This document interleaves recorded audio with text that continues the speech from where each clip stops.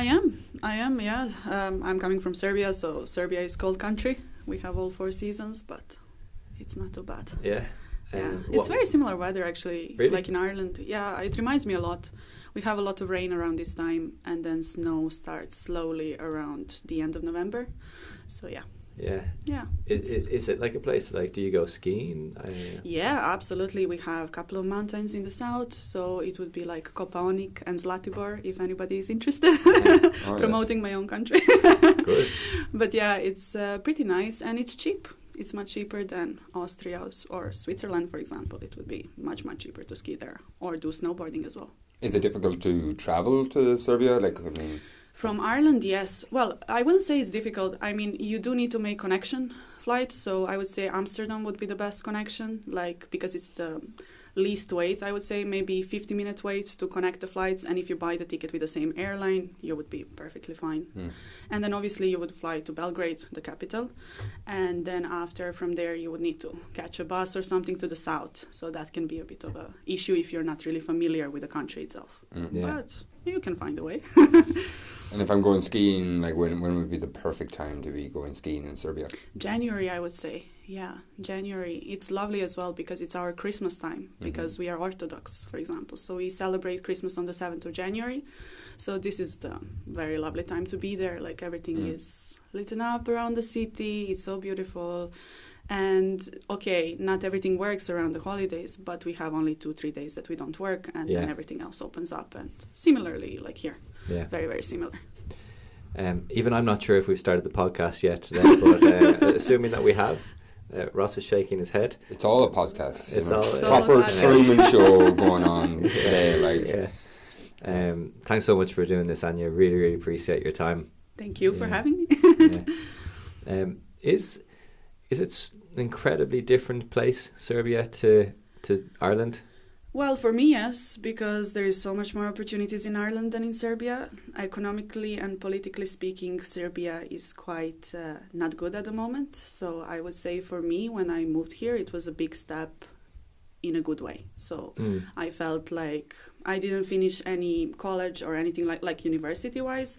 So I only have like a higher school that I got in Malta. Yeah. So for me, when I moved here to get a job without actually having diploma from university and actually good paying job, it was quite a success. And I felt like it's coming from a country itself. So I felt like Ireland gave me this. So it felt really good. Like really, really good. In Serbia, if you don't have university diploma and connections, like if your father doesn't know somebody else, no way you're going to find a good paying job. So if I was in Serbia, if I'm like I say, a 22-year-old guy or something, and or even like an 18-year-old guy just come out of school, I don't want to go to college, my dad doesn't have connections or my parents don't have connections, what type of thing can I get? What would I do? Yeah, unfortunately, you can get, into supermarkets as a cashier or warehouse worker or something like that. But, the wages are up to 400 euros. And, if you need to pay a rent of a month, and if you need to pay a rent of 200 euros, you are quite screwed, in my opinion. And especially now, rent is going up because of all the issues in the world that we have at the moment. So it's quite hard. Yeah, this could be ignorant of me. I mean, I'm assuming that Serbia is in the European Union. No, it's not. Okay. No. Serbia is not in European Union. And is it in the the European Common Travel Area or anything like that? Well, I mean, ECC, isn't it? It's in the Eurovision. Yeah, it's in Eurovision. Yeah, for sure. Politically speaking, we don't belong to Europe, but geographically speaking, we are in Europe. So in this way, unfortunately, it's hard to travel. It's hard to move from Serbia for us to live in Europe in general. We fought to get into European Union, but unfortunately, with Russia and America and all these, big political influences, you can't really get into it. And can you explain a little bit about that, or maybe speak to it a little bit? So maybe educate us a little bit on the history there. Not going into obviously extreme detail, but. As a country, as you said, that's geographically in Europe, would like to be part of the European Union, but is not. Serbia for dummies, Yeah. Can you explain to us why that is? Yeah, just before I start, I would like to say that I do think it's an incredible country. So I have my opinion about it as well, that it's maybe not so good, but I do think it's a lovely country to be in. But regarding the background, as you know, we were a big Yugoslavia, so before it fell apart and stuff like that. And unfortunately, Serbia was one of the Balkan countries that stayed kind of close to Russia. And since you know that we are in a good alliances to them and we are in good communications with them and stuff like that, we can get into the European Union. And we were bombed by NATO in 1999. So for this reason... I remember that. Yeah. I remember that because it was like, I was almost 10 and I remember watching it on the news and it was shocking for me. I remember seeing it, the airplanes. I remember Bill Clinton talking on the TV. Yeah. I remember the planes were just relentlessly bombing. So I was too young to actually have the knowledge of this, but my parents lived through it, and this is how my parents moved to Serbia, for example, because of the war. So obviously, my mom was pregnant with me at the time they were bombing, so it must be quite traumatizing. Like when I hear the stories, definitely it's traumatizing when you hear it. But both my grandpas are in military as well, so for them to hear these stories from them like firsthand, and one of my grandpas actually put down invisible airplane, the American invisible airplane, so it was a big thing. He was in newspapers, he's now in history books and stuff like that. So it's quite interesting to know this stuff, but even though it's sad, it's super interesting to listen him talk about it and what they went through. It's quite incredible. Like, I can't imagine that happening now. And it's happening actually with Ukraine, for example. It's very similar situation what happened to us, like very, very similar. So when you think about it, it's still happening, just not exactly where you live. Or so your grandfather, when you say invisible plane, maybe it's a stealth I don't know the English word. Yeah. He shot it out of the sky. Yeah. Wow. Yeah. It sounds cool, but I guess it's not that cool. Like, I mean, impressive thing to do. Impressive thing to do. Yeah. Everyone playing Call of Duty would have loved to have done something like that. But and at the end of the day, he was trying to protect what he believed, right? Yeah, he was absolutely. fighting for what he believed was right, and So former Yugoslavian country was bombed by NATO in 1999. What has it kind of done? Sorry to interrupt. No worries. Yeah. Why were they bombing it? Well, Kosovo, that it's geographically part of Serbia. Unfortunately, everybody was fighting for the piece of land, as you all know. Like, it's always the land. So Kosovo is kind of split up between Muslim and Orthodox religion as well, and we have a lot of Albanians living there, a lot of Serbians living there, but obviously Albania wanted it, we wanted it, America wanted it, so it was quite a piece of land that everybody wants to have. Was there any kind of obvious financial reason for wanting it? I'm not sure, to be honest. I assume there is. I think it's something that they wanted out of it. So I think it might be any of it, like oil or the gold or whatever they are trying to extract from, especially America. They always want something. So, officially Kosovo is now independent. Mm-hmm. It's land for itself, but it belongs to higher power. So it's just not ours anymore. I actually didn't realize that. Yeah, it's a topic that it's quite hard to talk about because. Especially, for example, at my job now, I work with a lot of Albanians, I work with a lot of people from Kosovo and stuff like that, and we love each other, we are friends, and we have great communication, but we still avoid the topic, we don't want to talk about it because everybody's coming from a different side, and it's just like, okay, let's just, we are all in Ireland, it's not going to end well, neutral land, it's all good, so let's not talk about it at all, especially because I'm so young, and I don't want to get involved. It didn't happen to me. But Serbia is what it is now today because of generation of my grandfather, for example. They voted for this government right now, and they still wanted it, and this is why we are not in European Union. So you can understand the clashings there, which is fair enough. I understand they have a good reason to not to vote to get into European Union, but also younger people understand why it would benefit us. Mm-hmm. So it's quite... a misunderstanding pretty much at the moment between younger people and older people. Just going to take older generation. It's going to take time until I guess two generations until it kind of refreshes again. But who knows if the European Union is still going to be around in 2 generations? Like, it's being really tested at the moment. Anything can happen. That's it. If Italy decides that it wants to leave the European Union, for example, we could be in trouble. But. Yeah, It's interesting, to be perfectly honest, that, you know, democratically, I guess, or to a certain extent, I don't know, the government within Serbia still has ties with the USSR or the older USSR, or Russia, we'll just say, Russian Federation, more so. And that's, you know, probably relatively normal given their proximity to it. Is there similarities in language? Absolutely, yeah. Like, I can understand Russian very well. I don't speak it because it's a bit more complicated, but if they would write something for me, because we have the same alphabet, we write in Cyrillic. Yeah. It's slightly different, obviously, but at the same time, it's pretty clear, like, what they're trying to write or whatever. Obviously, there are differences, big differences, but at the same time, if you want to have a simple conversation, you can, definitely. It's a Slavic language, so let's say Montenegro, Croatia, Bosnia and Herzegovina, Slovenia, so all these countries we have, like, the root of our language is Slavic, so we can all communicate with each other. So that's really interesting and fun. I find that really, really good, especially since I moved from my country. I realized how many people I can understand and how many people can understand me as well.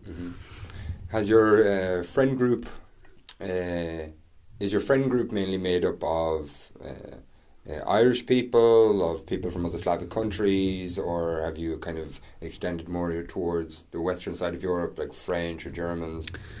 Yeah, interestingly enough, I extended to western side of Europe. I am, not that I'm going to say that I don't agree with people from Eastern Europe. It's wrong because I have friends from there also.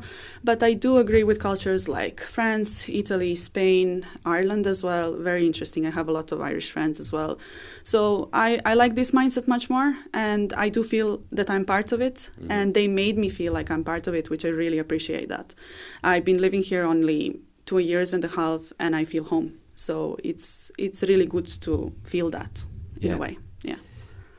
You were saying to me before we started this, and this obviously one of the reasons why I guess you feel lucky is that obviously Serbia not being part of the European Union, you don't have an immediate right to spend a long time and to work here in Ireland. But because of a family member, I can't remember. Yeah, so basically with the Serbian passport, you can only spend 3 months in European Union living, or it's not really living. They call it more like tourist visit or whatever. Yeah. It's up to 3 months and then you need to go back to your country.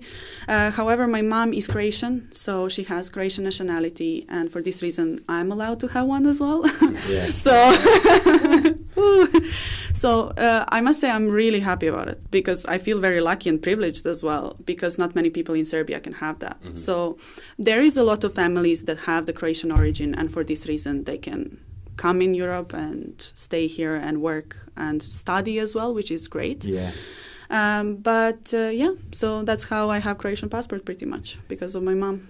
It even makes me feel like just very lucky that, you know, I get to have the privilege to live in Ireland at this time, you know, because in other parts of history it might not have been the best time or best country. There wasn't people coming from all over the world to live here, that's for sure. So I feel very privileged and lucky. But also, I remember during COVID, this was amplified even more, given like the particular governmental region where you were, and the like actions taken by that government in terms of what you were allowed to do during COVID, whether you were allowed to go to a restaurant, whether you were allowed to travel further than 5 kilometers from your house. Like each region had its own specific, more or less, set of rules. Yeah. Even though there was similarities, and it was just, or even in Ireland, I think at some points there was specific lockdowns within specific parts of the country. Like maybe one county in particular was in lockdown, and if you were geographically in that part of the country, then you had a specific set of rules to follow, and it just like it was all completely out of our control, just like the way where it's completely out of control where we're born, what part of the world we're born into, and therefore the subsequent set of opportunities that we have based on where we're born. It's craziness if you think about it. Yeah, it's crazy to think that. And, you know, when I moved to Malta, I realized that because my dad, for example, he doesn't have Croatian citizenship, so he only has Serbian one. And even though he's been married to Croatian person for almost now 24 years, he still had issues. So he still needed to prove his marriage, that I'm his kid, that my sister is his kid. So we needed to show pictures and stuff like that. So it was quite like the meeting with the people that were checking all this stuff. It was quite intimidating. You know, you feel like, oh my God, you're interrogating me just because you want to check if I'm really married to this person. And I'm telling you, it's been 24 years. You know what I mean? So it's quite unpleasant. And, you know, when we landed in Malta, this was really funny. Now it's funny, but it was really terrifying. They sent us to immigration center because first time I came to Malta, I came with my Serbian passport. So they were asking us, what are you doing here? Why do you don't have return ticket? How are you going to go back to your country? And sorry, so when you came into Dublin, they sent you to an immigration centre. Malta. Oh, sorry, Malta. excuse me. No worries. To Malta. They're really, really strict with this stuff. And they actually made us buy the return ticket that day. And they wanted to know when we are going back. Yeah. So it was quite... intense. Intense, very intense. Like the first 3 to 4 months in Malta were really intense. Like, what are we doing? Like, how are we going to go back? On this little island in the Mediterranean. Yeah, that is intense. I actually was speaking, this isn't on the same level, but it just goes, it's hard to feel like you're part of a place when that sort of thing happens. Absolutely. I was speaking to my brother a few weeks ago, and he lives in Australia and has a permanent visa there because he's married to an Australian woman. They have 3 kids who are Australians. He couldn't be more part of the society there. Permanent job, kids in primary schools, etc. Bought a house there. But they went on a holiday outside of Australia, and on the way back, he wasn't let onto the plane. So long story short, he had to, say goodbye to his kids. He was like saying to them, listen, I'm married. These are my children. They're Australian. They all have Australian passports. I have a permanent visa. I don't understand what the problem is. He just didn't realise that because he's on a particular type of visa where he's married to someone, that it has to be renewed after 5 years, and he didn't realise that. Just an administrative thing. Just because thing. of that, and they were able to do it quickly enough, but he had to spend an extra day where they were until that was sorted out. But it was a scary moment for him because he was like, I'm saying goodbye to my kids and my wife, and he knew it was going to be sorted out. It wasn't, I don't know when I'm going to see them again. But at the same time, it made him feel very, different. Yeah. That I still have to really ask permission to be here, and it's not a nice, as you said, and the example you gave is a much more extreme, but it's really not a nice thing. So when did you move to Malta?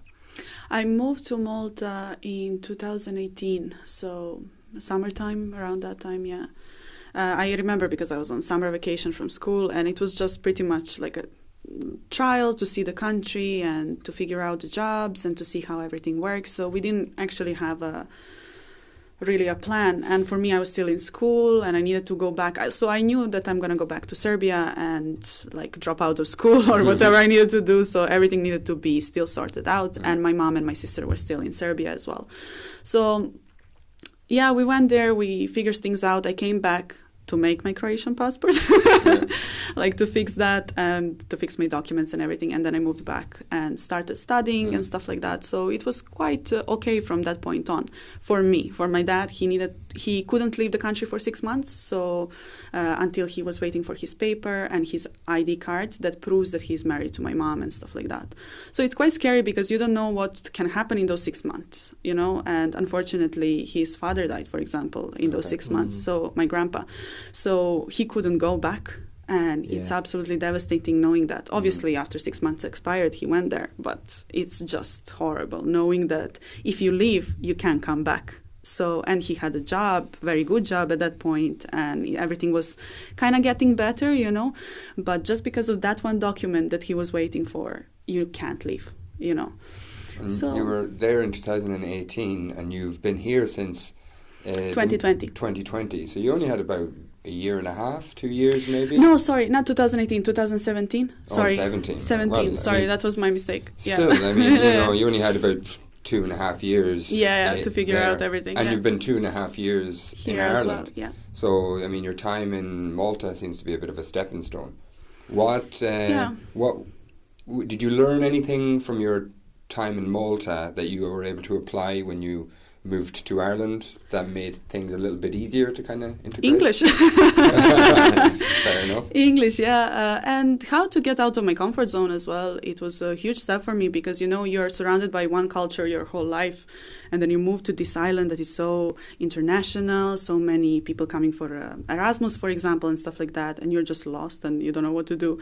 And, my English wasn't as good as now. So it was adapting to everything. So I started studying and I was working as well. So it was quite a whole lot to take in. Yeah. But it was good. It was also good. It was fun. I have a lot of good friends from Malta now and that I still keep in touch with. And it's absolutely great. Like, I met my boyfriend there as well. So that's another thing. We moved to Ireland together. So it all kind of worked out well. And my parents still live in Malta and they love it and they enjoy it there. So it's okay. Like, it's just that start, to... Yeah, of course. And can I ask, like, so, in Western Europe, we all relatively kind of know who we are and what we're all about. And a Spanish guy will have Speak for yourself. No, I mean, like, you have an absolutely everybody experiences every day. Who am I? Why am I on this planet? No, I don't mean it that way. Existential crisis. I mean it in the sense of we have a good idea, let's say, of France and what they're about, and the Spanish and the Italians and etc. What did you know about Ireland before you decided to move here? Not much. I'm going to tell you that. Like, I just know stories from my boyfriend because he used to live in Dublin before. So we actually came on a vacation in January 2020 just to see the country. We still didn't know if we're going to move or not. So it was kind of like, let's see if we're going to like it, if I'm going to like it or not. And I actually did enjoy it a lot because... difference from Malta is that Dublin is kind of city, which is going to sound funny maybe to you because it's still small, but in a way it's a city. You have the sense of so many people around you. It's much more well constructed than Malta as well. Transport works. So all these little things add up to your convenience and to your life that you want to live. So it's kind of nice. And all these big companies are here, for example, and all this stuff that are happening, like music gigs, the culture of going out is different as well than Malta. Like in Malta, when you go out, it's just clubs. But here I like just sitting down and having a drink with a couple of friends and just having a chat. So yeah, I really like that. I really appreciate that about Ireland. But yeah, and then while we were on vacation as well, we went to Cork, and I loved Cork so much as well. It's a smaller Dublin, I like to say it like that, and people are super nice and welcoming, and it's just the whole culture was super nice. Like the first impression of Ireland was really good. Yeah. Do you see yourself moving to Cork? Maybe. I would like to live in countryside, definitely. Yeah. It's the goal in the future. Yeah. But definitely, yeah, why not? A bit outside of the city, but still 30-minute drive, so you can still be in the city, if that makes sense. So that's always the thing. You want to get out of the city, but you don't want to be too far away from it because there's always something going on to attract you back. And absolutely. Build me the bullet train. Bullet train. But I mean, that's something that I would struggle with as well as a young Irishman. Like I come from the countryside. I do love the countryside, and you see yourself moving there. I see myself moving there at some point in the future. Mm-hmm. But just knowing that you are going to have to suffer the and I don't mean this judgingly, the boredom of the country. It's like there's a niceness in being quiet and simple and kind of easy as long as you get involved in being the activities that are on offer. Yeah. But there's something about the Dublin city that Dublin especially offers. It's just a buzz that pulls you in, makes you want to go out, makes you want to meet up with your friends, and that you kind of do miss if you go out into the countryside. Like. I don't know, maybe because I grew up in the capital. I grew up in Belgrade, so I was constantly surrounded by this buzz, if you wanna call it like that. But I also recently, especially this pandemic, I liked pandemic because it's gonna sound weird, but I'm not really the person to go out constantly in the loud spaces. Sorry, it's not really my thing. So I do like slow living, and I got into sustainability. I got into all these things that I really enjoy, and I do think that countryside would suit me better at certain stage. Like after I don't need to really go to work constantly or, maybe some passive income or something.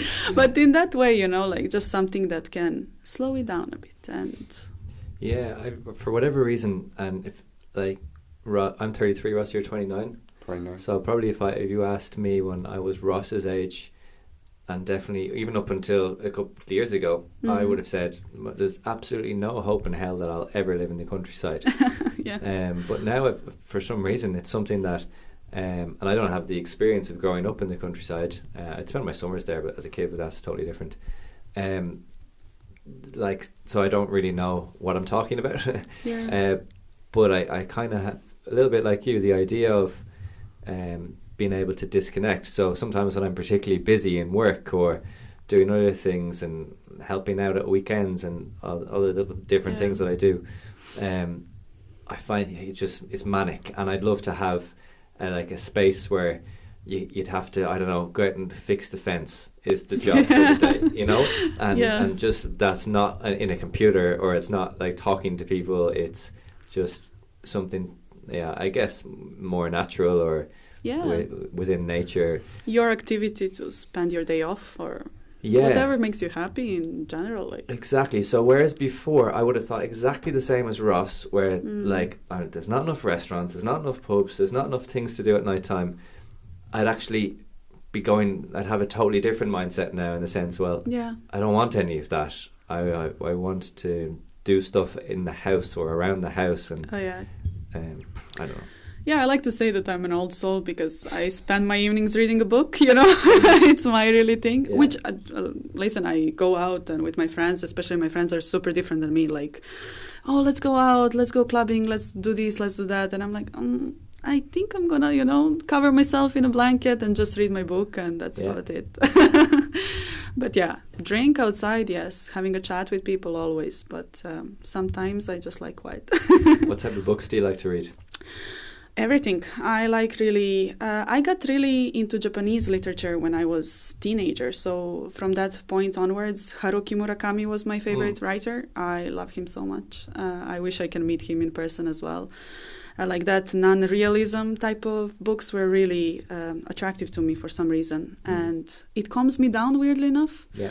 So Haruki Murakami, I would say definitely. And recently, I love Sayaka Murata. I don't know if you had a chance to... The convenience store woman? Yes. Oh my God. Yeah. Great book. Yeah, great book. Yeah, absolutely. So I'm reading her third book at the moment, and it's called Life Ceremony, and it's kind of like short stories within this book. So it's absolutely great. I would say she has a similar style as Murakami as well, but at the same time, it's more real. I would, in a way, say it like she talks about uncomfortable situations in the real world and how we deal with them, pretty much. Yeah. Yeah. The mundane is always a good topic. Yeah. It's just nice and boring. It can be just boring enough to be interesting. That's it. Yeah. That's what you need. Yeah. Yeah.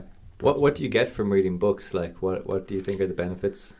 Well, my English improved a lot. I stopped reading in Serbian for the past 5 years. I'm not reading in Serbian at all, which at some point, at the moment, now I am realizing that I'm losing Serbian now at the moment. Mm-hmm. So when I'm talking with my parents, I'm using like English words that I'm like Serbianizing, like this type of stuff. And they mock me for that. They were like, oh, you're a real foreigner now. But my English really improved, and I love that. And I don't know, there is a charm reading in another language, if that makes sense, like that it's not your native language, and you always come up with this, I don't know this word, let me Google it. And it's fun. I like that. And it brings me joy. It brings me so much joy. Like, it's my hobby, I would say. Just staying home, reading a book with a good tea or a coffee, and that's it. Can I ask why you decided not to go to university? Yeah, well...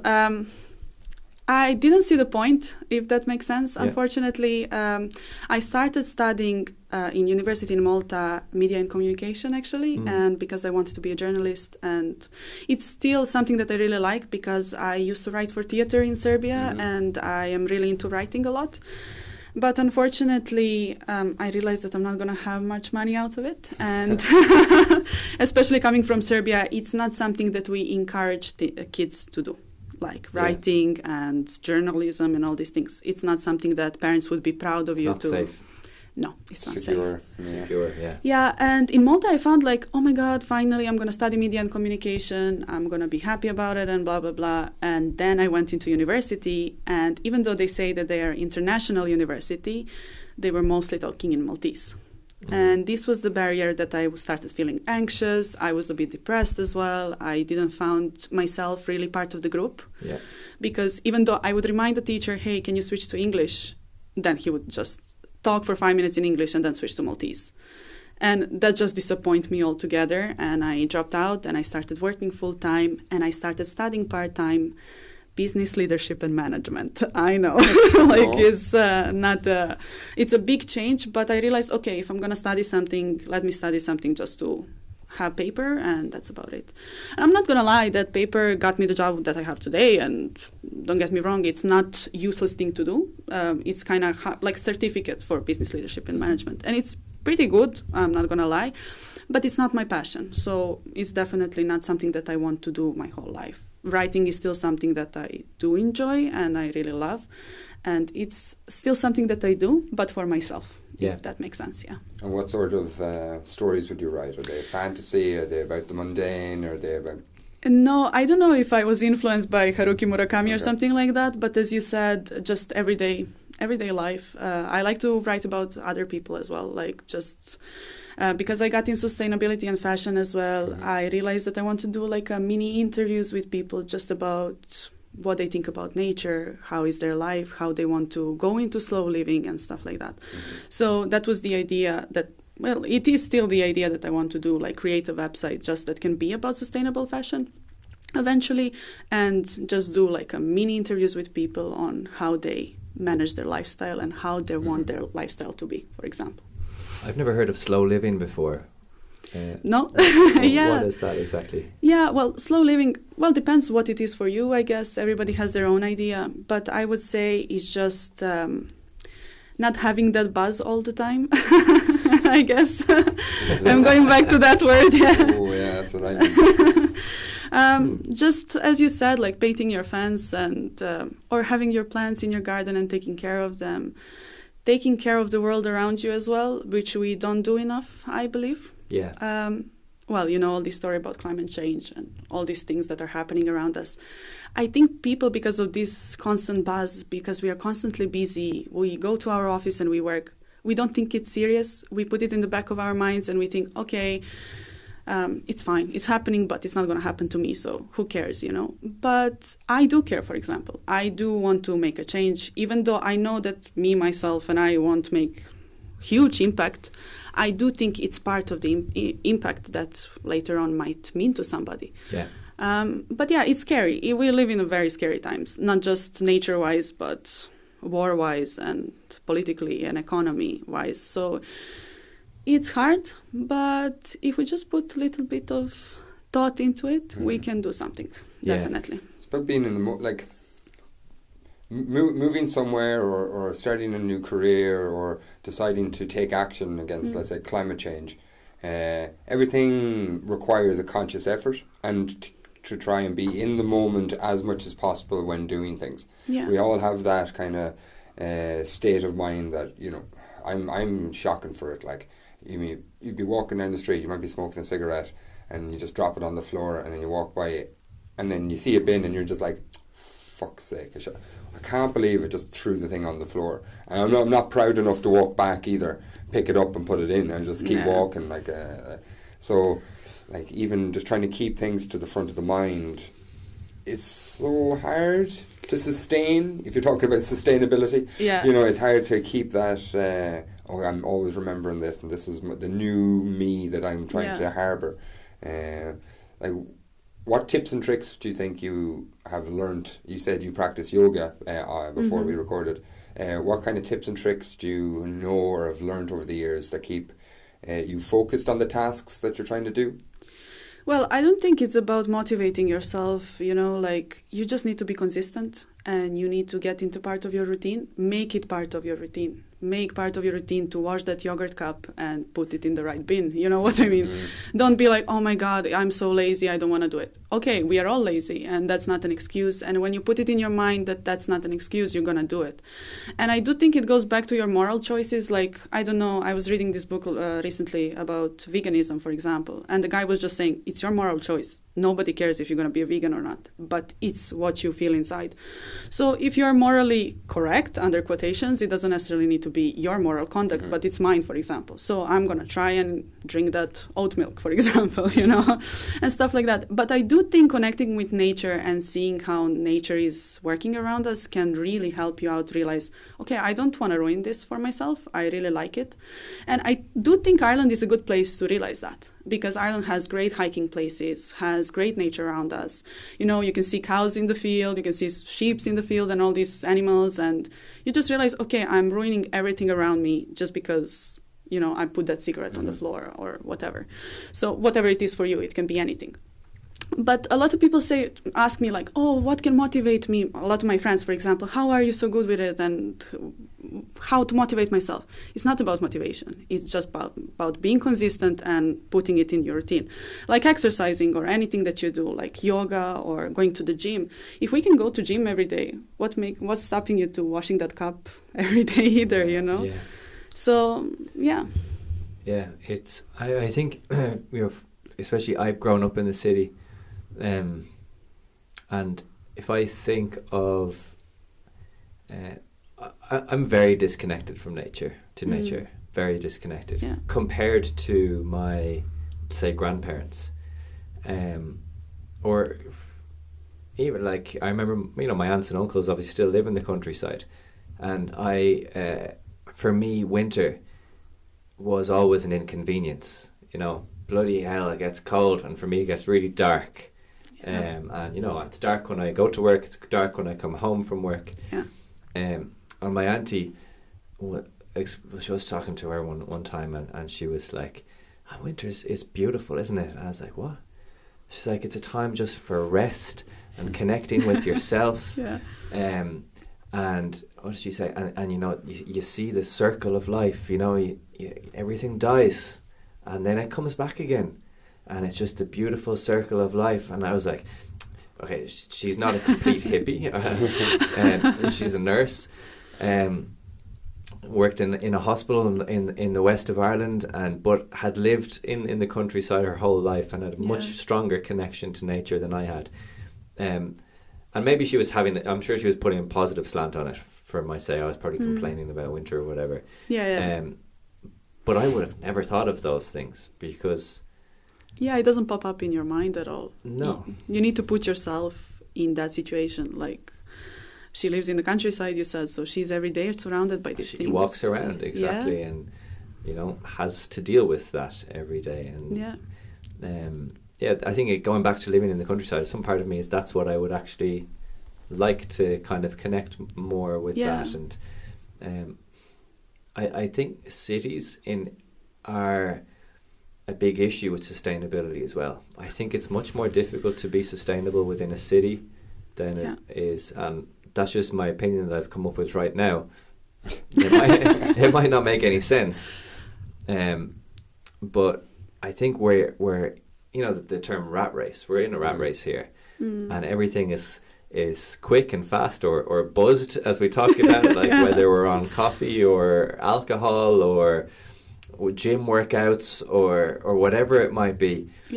There's always something going on. You're always doing something, and if you're not doing something, I want to know why you're not doing anything. I think it's more it's not about the city, it's about what we put on ourselves and people around us. Like, I see this with my friends and younger people as well, like in general. Like, young people have the tendency, oh my God, I need to do more and more and more and more and constantly more. And we don't appreciate rest in general. Like, oh my God, I'm going to go out of my office and work my part-time job. And then after my part-time job, I'm going to go get drunk. And after I get drunk, I'm going to sleep 3 hours and go back to my office job. So it's crazy, but you put that on yourself because you think you need to. And fair enough, maybe some people need to. I'm not saying that there is multiple situations that we need to do in our life and to put on ourselves as well. But I do think that it's okay to do nothing. It's okay to stay at home, and it's okay to spend time with yourself alone as well. And I think some of my friends, for example, they have problem with that. They don't like that. They think doing nothing is a problem. And I think that's the big thing, that it's generational. So from 20 to 30, we think constantly work. And I do agree, we do need to work a lot. But at the same time, we don't need to rest as well, because we're going to go crazy. And this is why we have so much depression, anxiety, and mental issues in general. Yeah. I have a real problem with that. And like resting, I find it really difficult to do nothing. Or it takes me maybe, like, we'll say if I had, let's just say I had 24 hours of resting, it takes me a while to disconnect, or I have to do something to help me disconnect, whether it might be go for a run or go for a hike or something to help me disconnect. But if I just say, all right, I'm just going to sit down now, I'm going to turn off my phone, and I'm just going to sit here. Really struggle with that. I don't know how long I'll be able to do that for. Maybe 5 minutes. Before I reach for my phone or before I start doing something. It's a skill. It is a skill, I think, it doesn't mean that you need to disconnect from everything. It's just what's bothering you, what's at that moment that is causing you stress, or that is causing you this buzz or this complete nervousness, or however you want to call it. I don't know. But I don't know, maybe your phone is bothering you for the whole day and you think you need to answer all these calls. So just turn it off. Turn it off for an hour or two and see what happens. Nothing. I always associate sitting in silence. My grandmother used to live in the same town as I did growing up. So my dad would send one of me or my brothers or sister to talk to her in the evening. So we had to walk up this kind of 10-minute walk, and then you'd sit in there and you talk to her for about 5 minutes, and the parents would always say half an hour at least, And you'd say everything that you've had to say. Yeah. And then she'd be like, okay, grand. Then she'd sit back and start reading the paper. And you'd have to be like, the clock going, ticking in the background. And you're just sitting there in pure silence while this woman ignores you reading the newspaper. And you're just like, all right, yeah. That's what reminds me of just like the quietness of there's no necessity to speak. Yeah, you don't need to. Like, she doesn't really care because she's gotten her 5 minutes of conversation out of you. Yeah. And then she's like, she's not expecting much chat out of a 14-year-old, 15-year-old lad who's probably about 60 years difference in age. And, so sitting in that silence just reminds me of, like, my grandmother. So if you hear especially that clock just ticking in the background. You know what we always used to do whenever we go down, or back to when I was a kid, or going down to the west of Ireland where I spent my summers down there, in the evenings we always played cards. Always. It was great fun. Yeah. And or even there was the game Patience or Solitaire. You can play like my granny and my uncle used to play that by themselves. That was the way they keep themselves entertained in the evening time. We played carpet marbles. Bowls, the game, or curling. You might. I know. Yeah. So we kind of we got a blue tack covered. We got one covered in blue tack. Roll it down the corridor, and then we all stand and pretend like we're bowling down the thing. Watching the lines. And I mean, we play for an hour in the house, and they're probably the funniest games because you're removing yourself from any sort of reality. It's not like you're watching the football and you're giving out about real people do things that you could never really do. Yeah. And but we're upstairs just rolling, talking nonsense about bowling a couple of marbles down the hallway, which is quite nice, and it removes you from that reality and that mundaneness as well. I think a lot of the ideas of sustainability and that sort of stuff, going back to that, I think the way we need to go back a little bit and kind of learn how to live again, maybe. In a way, yeah, definitely. Even things when I was growing up, right, we always had the bar of soap. Yeah. Now it's we started doing that again, but it's funny because I had the plastic, things of shower gel, but then we changed back to using the bars of soap, and I smelled it, and I was like, whoa, this is that, when you get the smell is very strongly connected to your memory. I was like, whoa, my childhood, this is the smell of my childhood. Like little things like that. Absolutely. Why, are we using so much plastic for these shower gel things, where you can just buy a bar of soap? What was so wrong with the bar of soap in the first place? Marketing. Well, that's my opinion. It doesn't necessarily need to be correct. But I do think it's pushed on us a lot of things. Oh my God, this is better. Get this shampoo because it's in this bottle and it has this flashy thing on it, you know? Yeah. And you buy it because it has flashy thing on it. So buy A, it's better than B and C, but all of them are owned by the same brand. Like also, yeah. It's like, or it's green and comes out with these weird looking crystals in it. Yeah. Microplastics. Have to buy that. Microplastics. Yeah. Well, so you came to Dublin in 2019. 2020, yeah. You enjoyed it. You kind of felt that you got in pretty quickly, or were able to integrate quite quickly. Is there any kind of negatives you see to life here? Well, now besides electricity costs, stuff like that I think everybody's finding negative. It's not just in Ireland, it's everywhere else in the world. I do think the homelessness stuff that are happening here and the amount of taxes that we pay, I do think that should be maybe look different, like government should do something about it, in my opinion. But I do think everybody here thinks the same, so it's kind of not any more negative thing, it's just what we live with and it should be fixed, but it's not. Yeah. I personally, it doesn't affect me in any way, but it is kind of sad when you see so many people not having where to live and the government is just there, not doing anything about it. But yeah, other than that, I must say I do really love Ireland and I do like living here. I know that I often talk with my boyfriend, where we can live next, and because we do want to experience the world in general. It's not just that we want to stay in one place forever. Yeah. But I am not ready to move from here, like I feel like I want to stay a bit longer, and I guess that's really positive from Ireland. I do really enjoy it. And I do think it's the people. I really do think it's the easygoing type of personalities that we can see everywhere. And it's just, you go into a bar and you have pint with everybody, regardless of where you are. And that's pretty cool. Yeah, it's cool. Do you have any particular favorite places? Bars or benches or parks or whatever it might be? Parks, I do like Marion Square. I really do, because it's mix and match. People are doing acro yoga, then you have people doing slackline, all these lovely sports things happening there. I do really think it's very diverse, and people just come there to do their own skill, and it's really awesome to see that. I feel like just sometimes I go there and do yoga, for example, and you don't feel judged by people passing next to you. They're just like, she's doing her own thing. They might even join you, you never know. So that's pretty cool.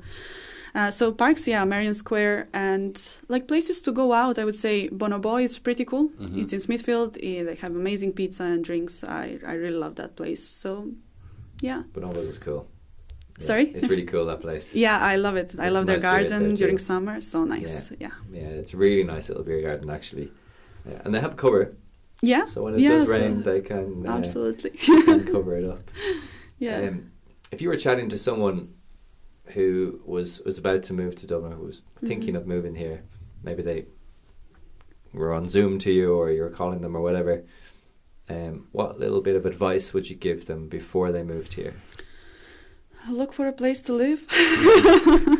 Unfortunately, that's a huge issue at the moment in Dublin. And I'm not sure, I'm pretty sure that I'm not the only one that will answer like this. But yeah, that's the first thing. But I will still recommend it. That's the weird thing.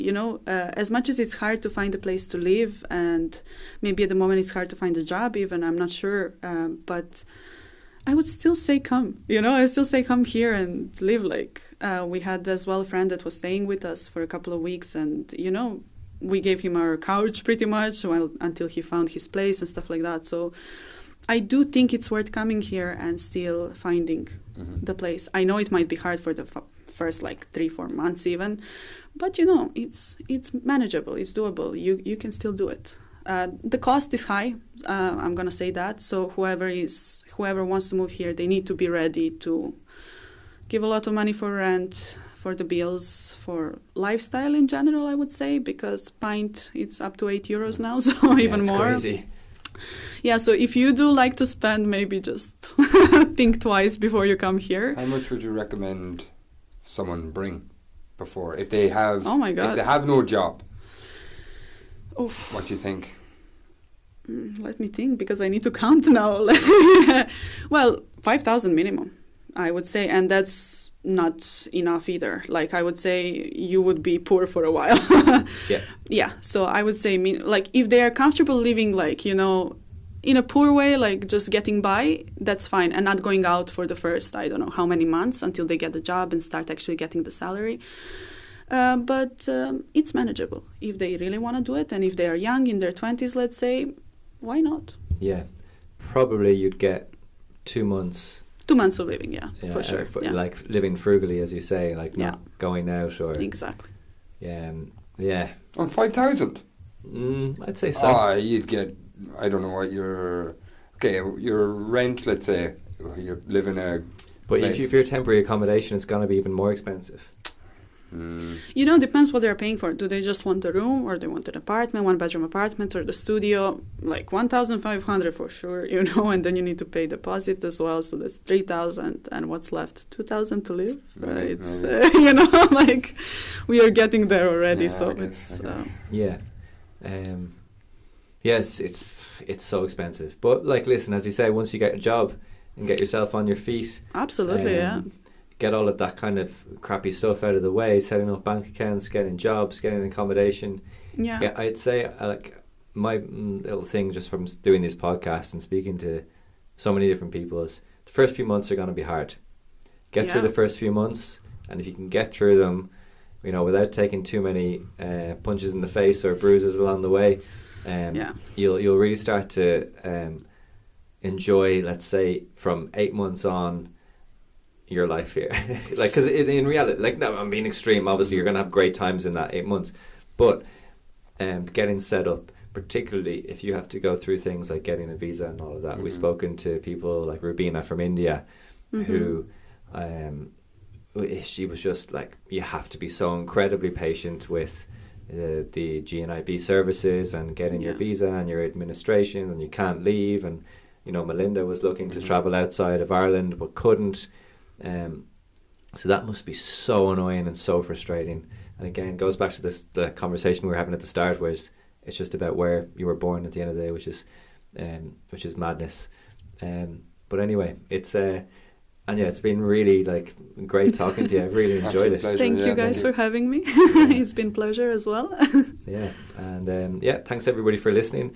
If you can, it's so incredibly helpful to us if you rate this. If you're listening to it on Apple Podcasts, if you can just give us a quick review. Like, I actually can't explain how much of a difference it actually makes, because I've some people left reviews over the last few weeks, and the difference it has made is been unbelievable. And I'm not talking about a lot of reviews. We got 5 or 6 reviews. If people can just keep adding to that, we'd appreciate it so much. On Spotify, if you can give us a rating, or even just share it with a friend, it makes a huge difference. Anja, thanks so much. Ross, thanks a million. Thanks so much. Thanks everybody for listening, and we'll talk to you next time.